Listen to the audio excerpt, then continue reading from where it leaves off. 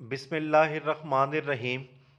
अस्सलाम वालेकुम दोस्तों, ये अंगूठे की पहली पोर कहलाती है और ये दूसरी पोर कहलाती है।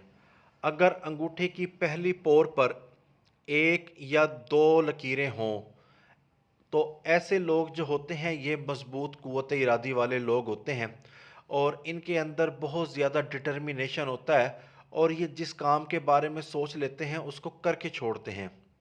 और अगर इसी पोर पर लकीरें ज़्यादा हों तो ऐसे लोग जो होते हैं हरपन मौला बनने के चक्कर में बैक वक्त बहुत सारे कामों में हाथ डाल देते हैं और नाकामी का सामना करते हैं।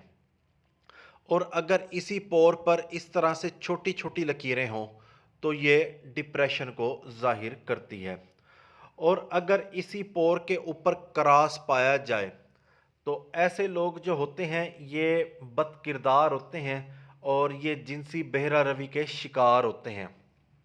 और अगर इसी पोर के ऊपर जाली का निशान पाया जाए तो ऐसे लोग जो होते हैं इनको अपनी शरीके हयात से ख़तरा होता है। इनकी बीवी या इनका शोहर इनको मारने के मंसूबे बनाता रहता है और मौका मिलते ही वार कर देता है। इस पोर को दूसरी पोर कहा जाता है।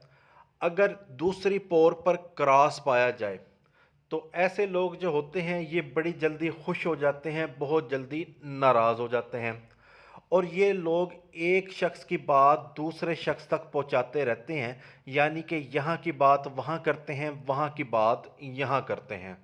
और अगर इसी पोर के ऊपर जाली पाई जाए तो ये बदकिरदारी की निशानी तस्वुर की जाती है।